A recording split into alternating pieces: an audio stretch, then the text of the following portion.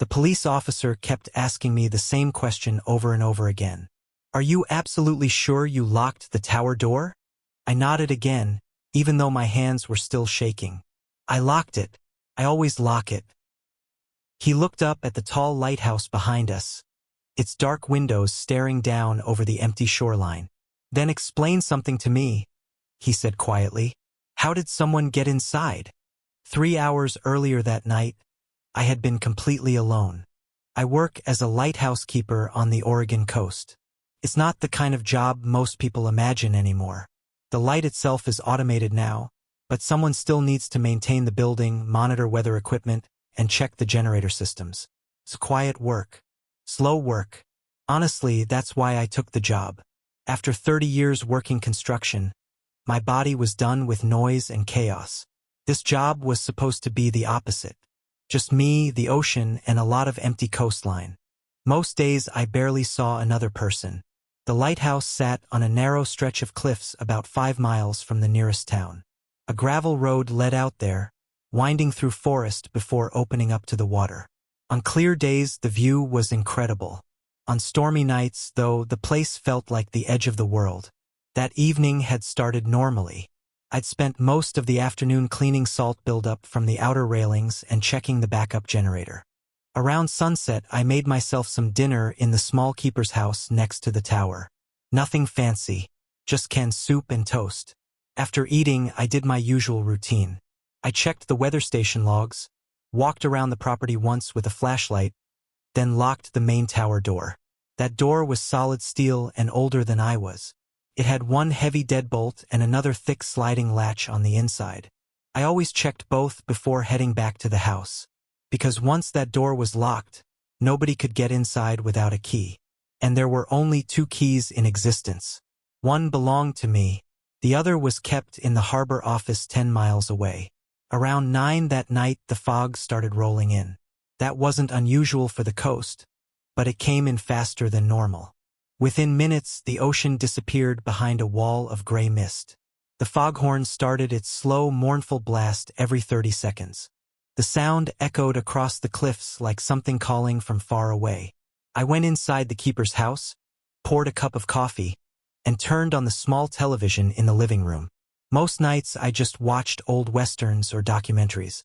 That night was no different. For about an hour everything felt peaceful. Just the foghorn outside, and the quiet hum of the lighthouse beacon rotating above the tower.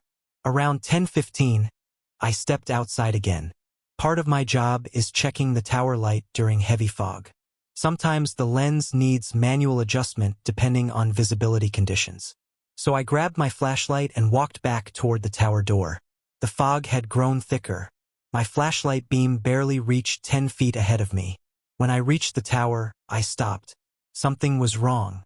The door was open, just slightly, only a few inches, but I knew immediately that I hadn't left it like that. The steel door creaked slowly as the wind pushed against it. For a moment I just stood there staring at it, trying to convince myself there was a logical explanation. Maybe I hadn't shut it fully. Maybe the latch didn't catch. Maybe the wind forced it open.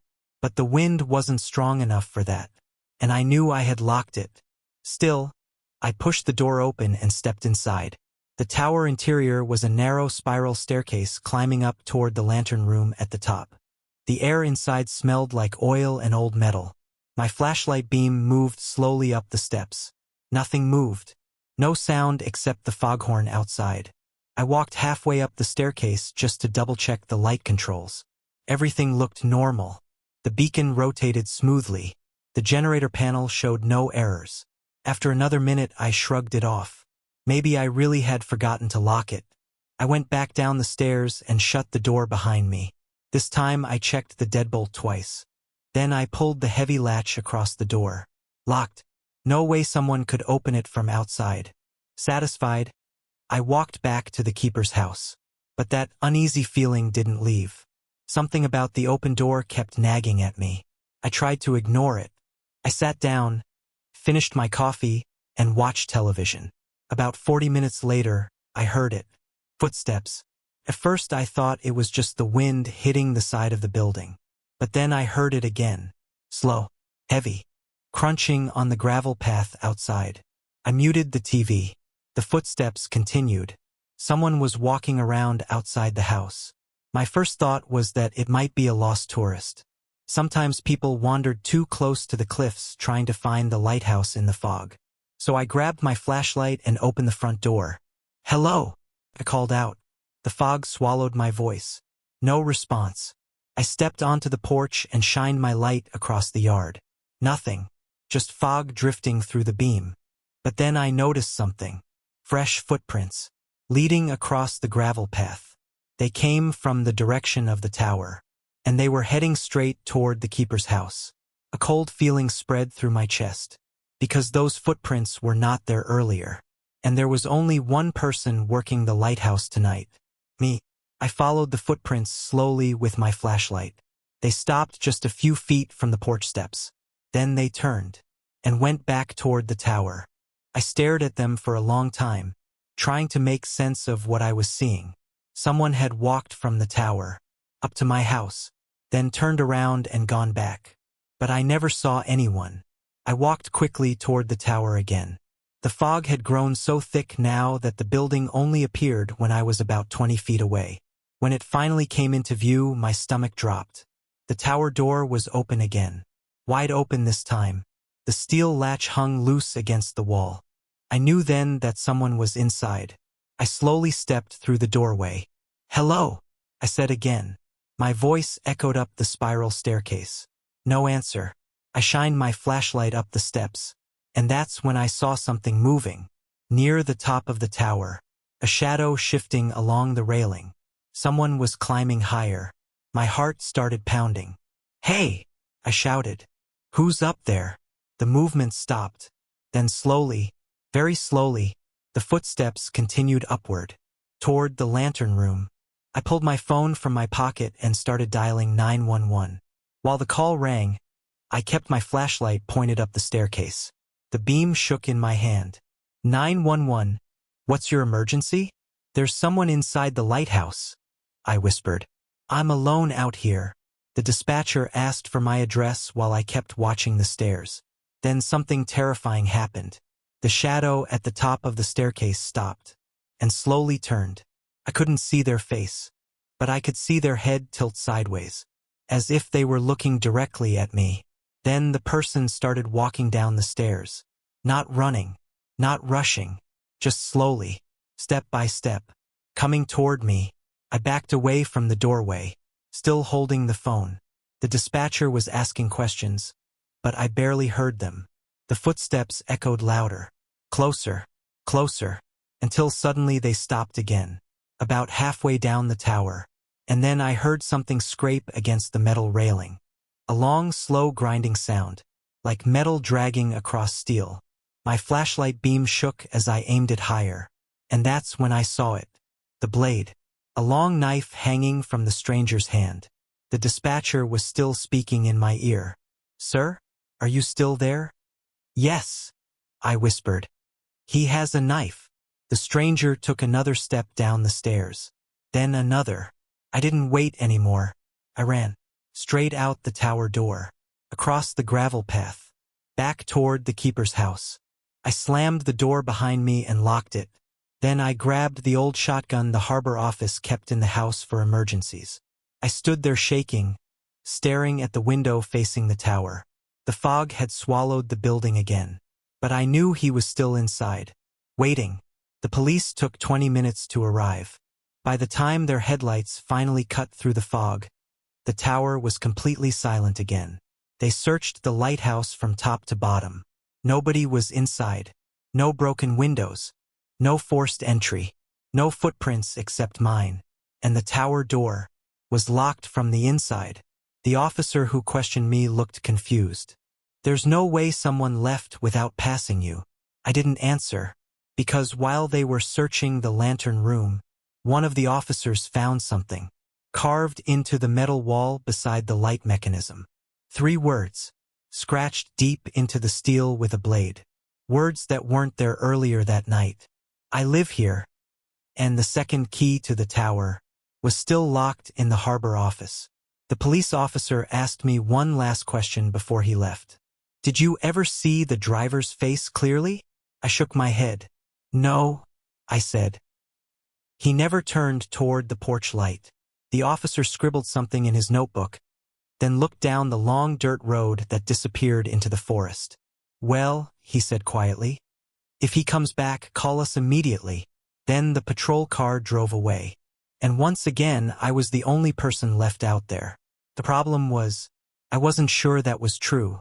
This happened about 6 years ago, when I moved to northern Minnesota after retiring.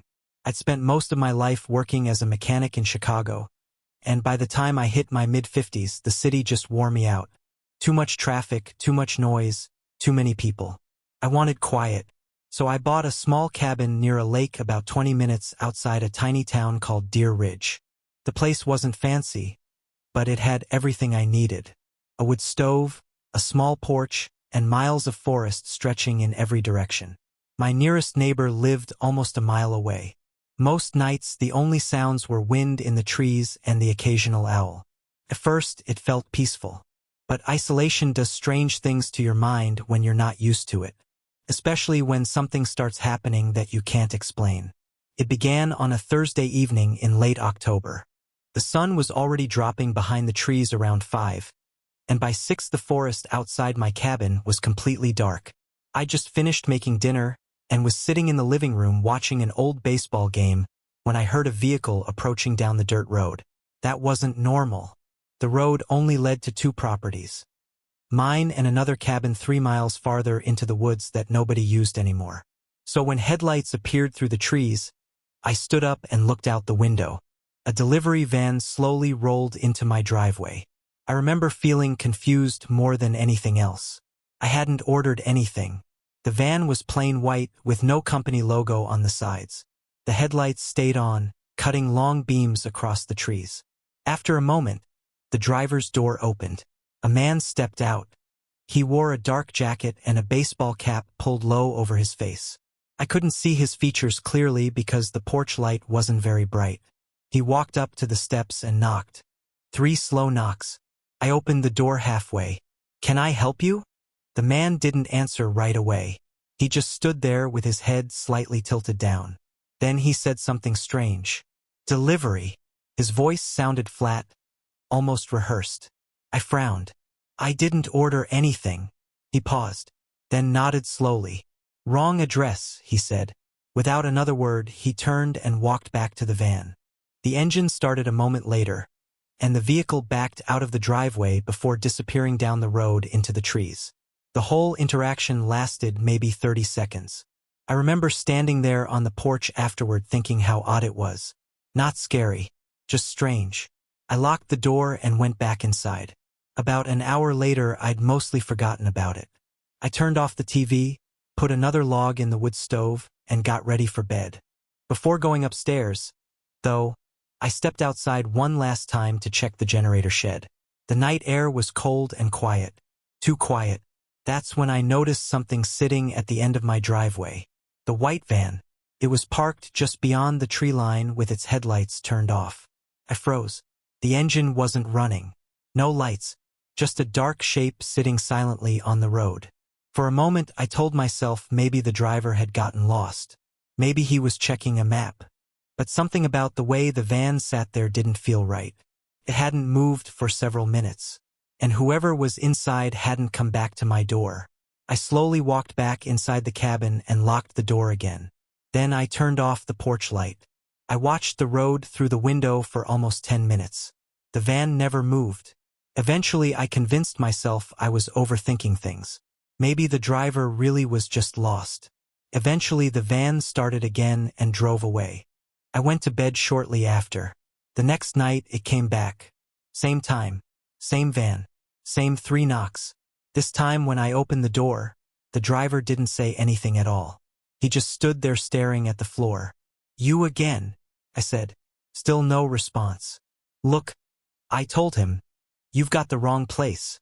After a few seconds, he finally nodded, then turned and walked back to the van. And once again, he parked at the end of my driveway afterward, just sitting there in the dark, watching. This continued for 4 nights. Every evening around 6, the van would arrive. The man would knock, say almost nothing, then leave, and park down the road. By the fourth night, I called the sheriff's office. They told me someone would swing by the next day to take a look around. That was the night everything escalated. The van arrived as usual. 3 knocks. I opened the door.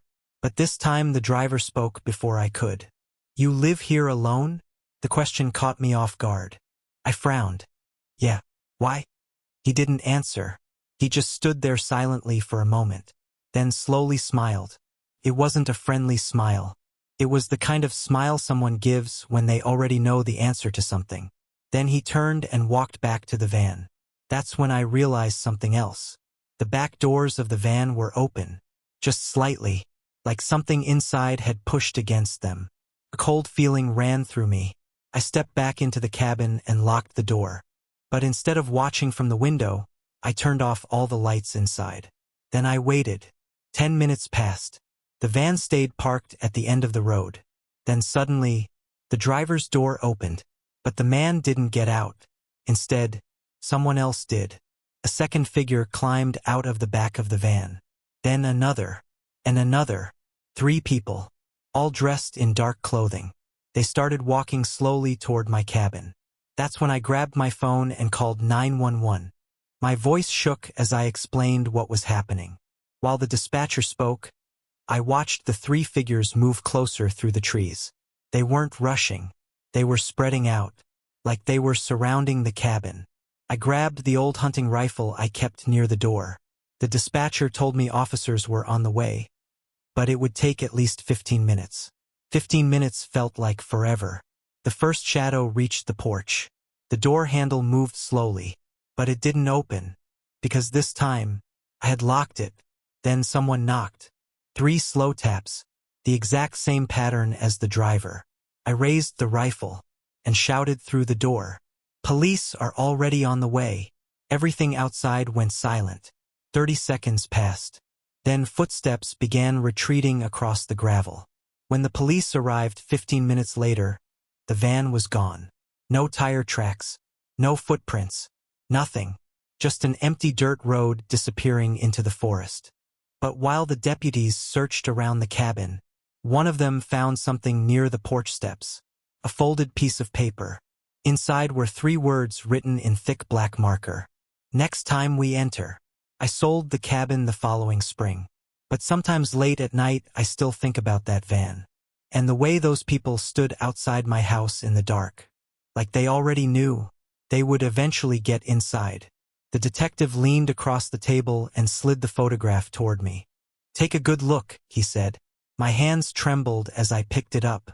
It was a picture of my apartment hallway. The same hallway I had walked through every night for almost 2 years. But there was something in the photo I had never noticed before. At the far end of the corridor, barely visible in the darkness, was a door. A door that did not belong there. The detective watched my face carefully. "You've never seen that before, have you?" I shook my head slowly. "No," I whispered. "That door shouldn't exist." 3 weeks earlier, I would have said my life was completely ordinary. I'm a night auditor at a small hotel outside Nashville. It's quiet work, mostly paperwork and watching security cameras while everyone else sleeps. The job suited me fine. I'm not someone who enjoys crowds or constant activity. Most nights, the only excitement was a late check-in or someone asking for extra towels. My schedule meant I slept during the day and worked from 11 p.m. until 7 in the morning. When I moved into my apartment, the odd hours were actually helpful. The building was quiet. Most of the residents worked normal daytime jobs, so by the time I came home in the morning, the place was almost empty. The building itself was older, built sometime in the late 1960s. 3 floors, long interior hallways, and a small laundry room on the first level. Nothing fancy, but it was cheap, clean, and close to the highway. My unit was on the 2nd floor, almost at the very end of the corridor. For nearly 2 years, my routine never changed. I'd drive home at sunrise, walk through the hallway half asleep, unlock my door, and collapse into bed. Then wake up around 5 in the evening and head back to work. Simple, predictable, Until the night I noticed something strange on the security camera at the hotel. It was around 3 in the morning, one of the slowest times of the night shift. I had the bank reconciliation paperwork open on the desk and the security monitor showing the hotel's parking lot. But I wasn't really paying attention. I was tired. So tired that my eyes kept drifting closed. Eventually I stood up and walked to the coffee machine to wake myself up. When I returned to the desk, something on the screen caught my attention. A man was standing near the hotel entrance. Not moving.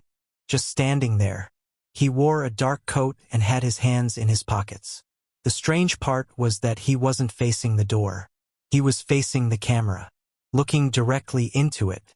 I leaned closer to the monitor. The image was grainy, but something about the way he stood there felt wrong. He didn't approach the entrance. He didn't leave. He just stared into the camera. For almost 5 minutes. Then suddenly he walked out of frame. I checked the parking lot cameras. No car leaving. No one walking away. He was just gone. I shrugged it off as some random guy passing through the lot. But later that morning when I got home, I saw him again. Not the man himself, but something that reminded me of him. I stepped into my apartment hallway like usual. The fluorescent lights flickered overhead. Half the bulbs in that corridor had been burned out for months, leaving sections of the hallway dim and shadowy. I started walking toward my unit. That's when I noticed the door. It was halfway down the hall, painted the same dull beige as the walls. But something about it immediately felt wrong. Because in 2 years of living there, I had never seen it before.